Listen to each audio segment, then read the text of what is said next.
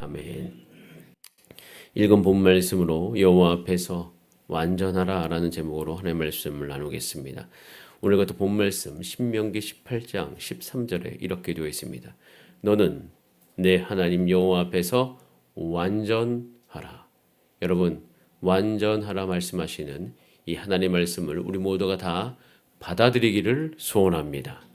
이 말씀, 완전하라 하신 말씀은 이제 확장이 오늘 본문 말씀에서 되어지는 것을 보게 되었는데 9절에 보면 이렇게 되어 있습니다. 내 하나님 여호와께서 내게 주시는 땅에 들어가거든 너는 그 민족들의 가증한 행위를 본받지 말 것이니 행위를 본받지 말라.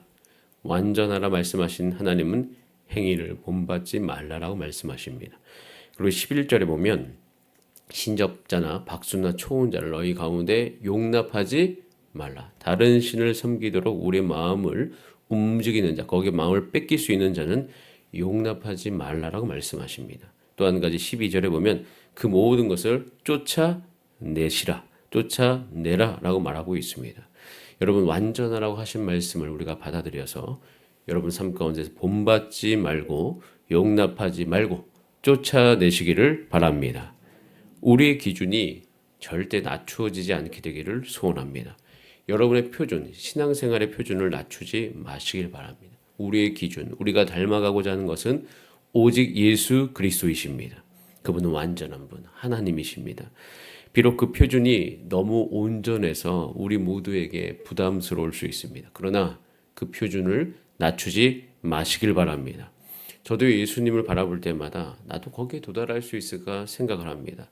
여러분, 그렇지만 분명한 것은 산을 오를 때도 높이 오르려고 하는 사람은요, 준비하는 자세부터 다른 것을 알 수 있습니다. 왜 그래요? 정상에 오르려고 하기 때문이에요. 정상에 오르려고 하는 사람은요, 준비 자체가 달라요. 그래서 출발할 때는 그 정상을 높이 맞춘 사람과 아니면 산책하러 가는 사람, 출발할 때는 그 상태가 같을 수 있지만 시간이 지날수록 확연하게 달라지는 것을 보게 되어집니다. 여러분, 예수님을 닮고 그분처럼 살겠다고 하는 하나님의 성도는요, 자세가 달라요. 자세가 완전히 다릅니다. 예수님께 그것을 맞춘 사람과 그렇지 않은 사람은 신앙 초기에는 비슷비슷할 수 있지만 살면 살수록 그 격차가 벌어져요. 왜냐하면 예수님께 표준을 둔 사람은요, 갈급해요. 날마다 기도합니다. 그리고 예배의 자리에 나와요. 시간이 지날수록 힘이 생겨가지고요, 그 육체가 날마다 변화되어집니다. 예수님을 닮아가려고 사는 사람과 그렇지 않은 사람은 확연하게 구별될 수밖에 없어요. 그래서 하나님께서 말씀하시는 거예요. 너희는 완전하라. 나를 닮아라. 여러분, 우리가 하나님의 백성으로서 하나님을 닮아가는 것이 우리의 소원되기를 소원합니다. 여러분, 1000년 전에도 세상은 악했고요. 2000년 전에도 여전히 세상은 음란했고요. 예수님 당시에도 강포가 이루 말할 수 없었습니다. 세상은 원래 악하고요. 앞으로도 그럴 것이에요. 근데 하나님께서는 이 세상을 보면서 늘 관심 있는 사람은 하나님의 백성이에요. 하나님 지금 온통 관심 있는 그 무리는 이스라엘 백성입니다. 이스라엘 백성이 거룩한 게 중요해요. 하나님께는. 가나안 땅이 이미 하나님을 떠나서 그 안에 죄악이 관영한 거, 물론 그것을 보시면서 심판하시는 것이긴 하지만 하나님은 거기보다 하나님의 백성에게 지금 관심이 있어요. 여러분, 지금도 이 시대를 바라보면서 하나님은 우리에게 관심이 많습니다. 우리가 이 세상의 소망이기 때문인 것이에요. 우리가 거룩하게 살고자 해야지 이 땅 안에 있는 그 죄악 가운데 줄 수 있는 영향력이 있거든요. 거룩하게 살고자 하고 하나님을 드러내고자 하는 자에게는 하나님이 반드시 역사하십니다. 하나님의 뜻이기 때문에요. 하나님이 역사하셔서 그 백성을 백성답게 하시고 그 백성을 강하게 하시고 그 백성을 공급하여 주셔서 결국에는 표준을 낮추지 않고 그 목적을 갖고 살아가는 사람을 통하여서 하나님께서 이 땅 가운데 하나님의 영향력을 흘려보낼 것입니다. 가나안 땅을 향해서 이스라엘 백성은 나아가서 거기를 점령해야 되기 때문에 점령 이유가 사실 하나님께 너무 중요한 거예요. 그것을 위해서 지금 하나님의 백성 이에게 신명기 다시 하나님께서 하나님의 언약을 확인하시면서 그들의 백성의 수준을 온전하게 하시기 위해서 말씀을 주고 있는 것이에요. 여러분 신명기는 하나님의 백성의 수준이 어때야 된다는 것을 말씀해 주고 있는 것입니다. 여러분 그래서 우리가 신명기를 읽어가는 동안에 우리의 표준을 낮추지 말고 오직 주님을 우리의 표대로 삼고 우리의 인생 가운데 하루하루 살아가시는 우리의 삶 되기를 소원합니다.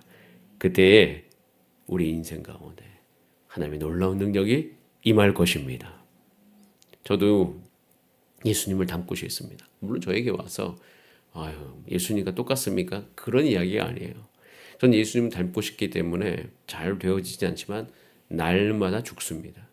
십자가의 죽음, 십자가는 죽음의 징표이죠.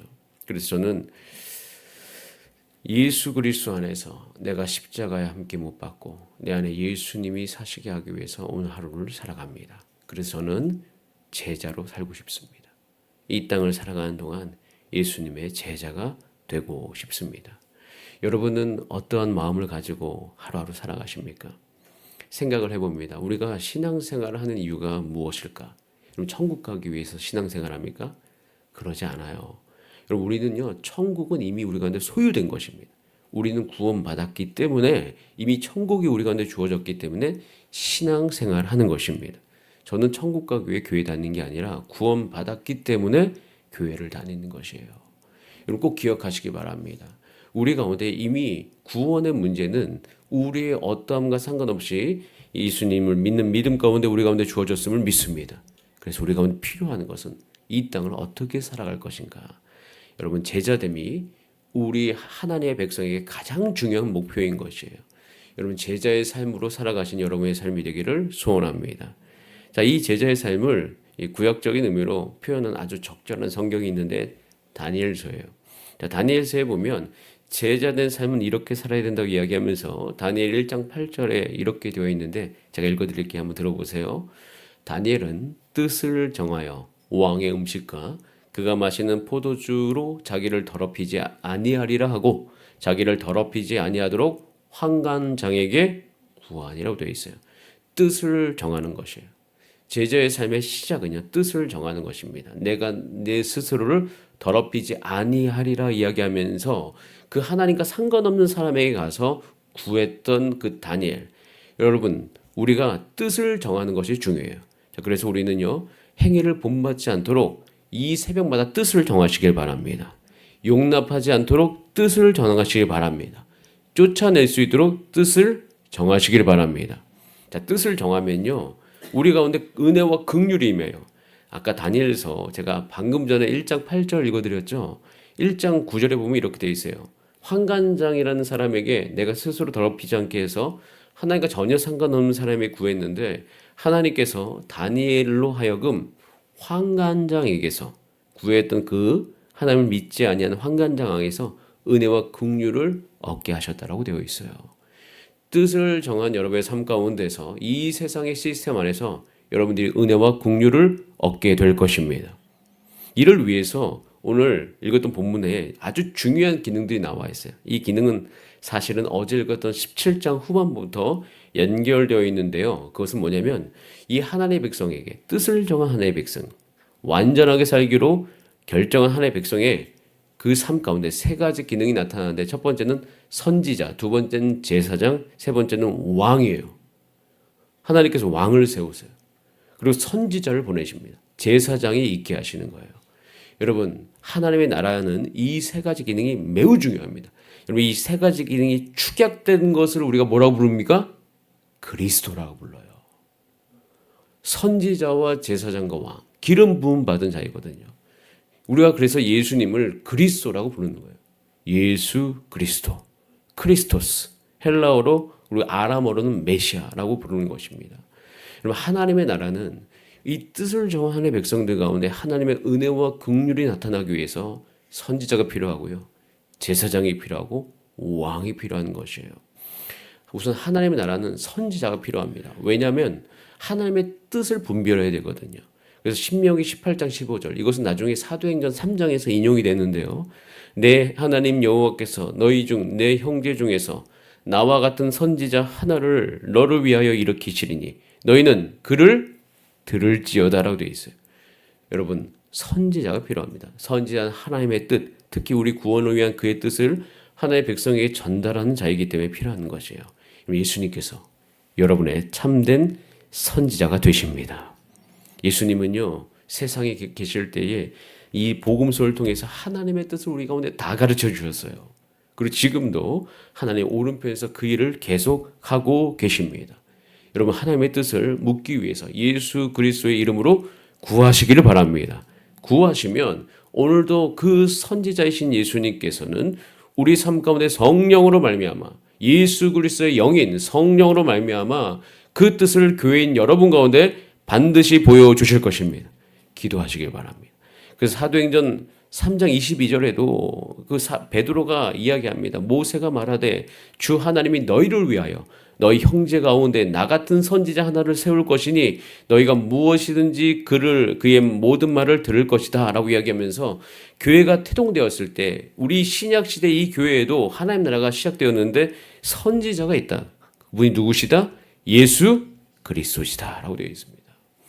그래서 요한복음 15장 15절에 내가 내 아버지께 들은 것을 다 너희에게 알게 하였음이니라. 예수님은 이 땅에 오셔서 하나님의 뜻을 이미 우리 가운데 다 계시해 주셨습니다. 놀라운 것이죠.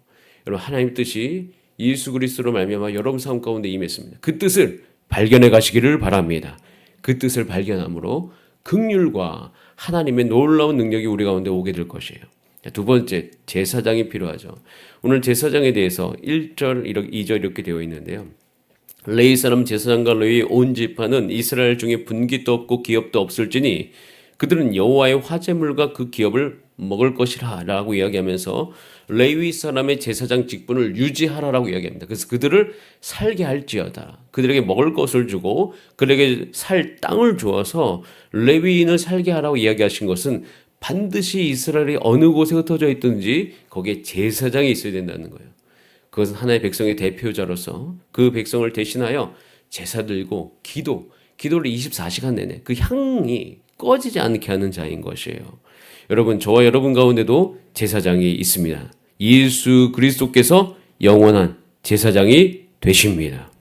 그래서 예수님은 이 땅에 오셔서요, 친히 우리 죄를 위해서 그 단번에 제사를 다 드리셨죠.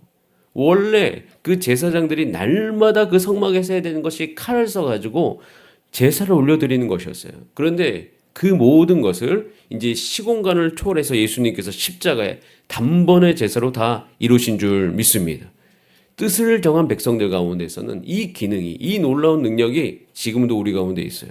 그래서 히브리서 10장 12절에 오직 그리스도는 죄를 위하여 한 영원한 제사를 드렸다라고 되어 있습니다. 그리고 로마서 8장 34절에도 그는 하나님 우편에 계신 자요 저와 여러분을 위해서 오늘도 간구하는 자이심을 기억하시길 바랍니다. 뜻을 정한 여러분의 삶 가운데 오늘도 제사장이 있는 거예요. 세 번째로는 왕입니다.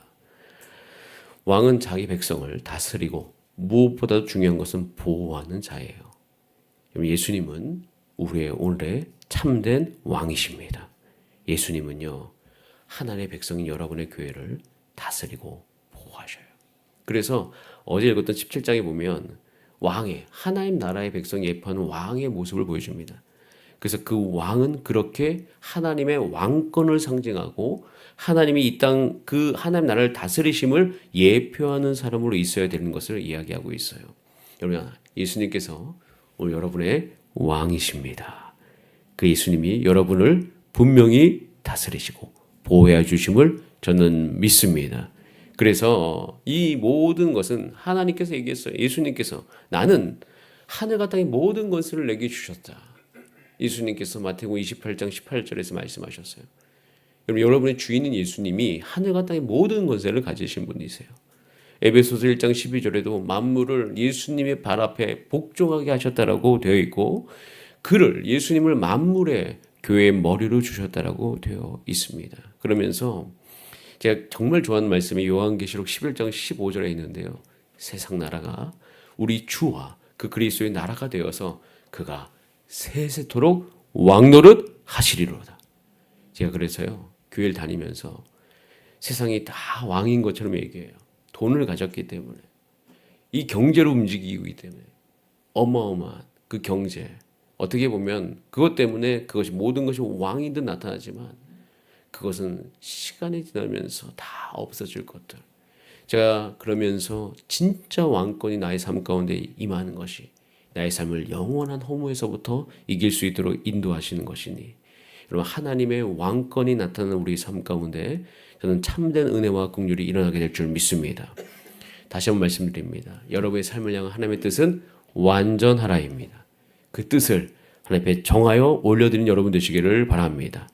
뜻을 정한 여러분의 삶 가운데 분명히 하나님의 뜻을 보여주실 것입니다. 날마다 하나님을 만나게 될 것이고 예수 그리스도의 다스림심이 아주 구체적으로 우리 일상 가운데 임할 줄 믿습니다. 이것이요, 우리 주사랑교회 모든 성도님 삶 가운데 나타나는 우리의 목회의 방향일 뿐만 아니라 우리의 사명의 방향인 것이에요. 여러분, 우리가 전도해야 될 이유가 있습니다. 하나님의 뜻을 모르는 자가 하나님의 뜻을 알아야 됩니다.